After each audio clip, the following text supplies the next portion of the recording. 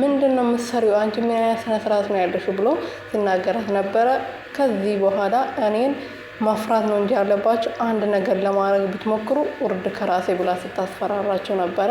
ከዛ በኋላ እንግዲህ ፎቶን ካዩ በኋላ ከብቶቹን ደግሞ የወሰደው በዛልኝ ነበረና በዛልኝ የወሰደበትን ቦታ ደግሞ አቶ ተሰማ ያውቃል።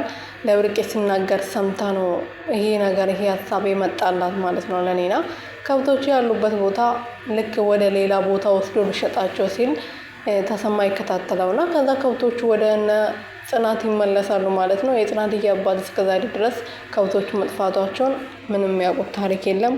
ሌላ ቦታ ስለነበሩ ከብቶቹ ጠዋት ወጥተዋል እያሉ ነበር ሲዋሻቸው የነበረው እና ከብቶቹ በቀላሉ ይገኛሉ ብዬ ተስፋ አደርጋለሁ። ኒናዬ ስራ ሰራች ማለት ነው። የድራማው ድምቀት ሆናለች ማለት ነው። አሁን መነጽሯን አድርጋ ፈታ ብላ ነበር ሄዳ ስታስፈራራቸው የነበረው። ብርቅዬን ፈርታለች። በዛ ላይ ደግሞ በዛልኝ እንዴት በየቀኑ እንደዚህ እየሰከርሽ በየመንገዱ ትወርቂያለሽ ብሎ በዱላ ሲቀጠቅጣት ነበረ። ስታሳዝን ለካ እናንተ ዱላ አልቀረም እንዴ? ልክ እንደ በፊት ነው እንዴ? ኧረ እኔ እንደዚህ ከሆነ አላገባም።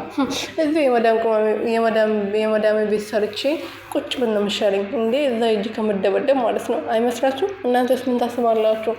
እና እንግዲህ ይሄ ማን ነበረ? ይሄ አስጨናቂ የሚባለው ሰውዬ ነኪራ ቤት ያለው ሰውዬ ሰኒና ኪያ እንዲጎዳቸው ከሆነ ልጅ ጋር ሲመካከር ነበረ።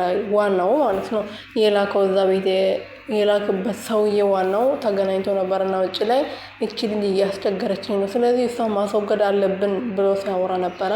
ሰኒ ነው ኪያ እንኳን ብዙ እንትን አላለችም። አብሏን ከመለስላት በኋላ እንደ ወንድምና እንደ እህት እንሁን ብሎ ሲጠይቃት እሺ ብለዋለች።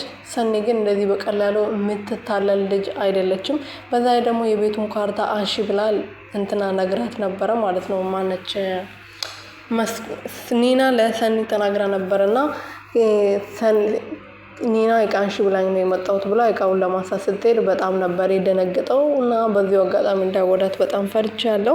ለማንኛውም ቀጣይ ክፍል ላይ ደግሞ ምን እንደሚሆን አብረንም እናየው ይሆናል። ሰኒ እቃውን ይዛ ትወጣ ይሆን አስጨናቂ ይዛት ይሆን የሚለውን ደግሞ አብረንም እናየው ይሆናል። የኔ ውድ ቤተሰቦች እስከዛ ይህን ቻናል ሰብስክራይብ፣ ሼር፣ ላይክ እያደረጋችሁ ቤተሰቦች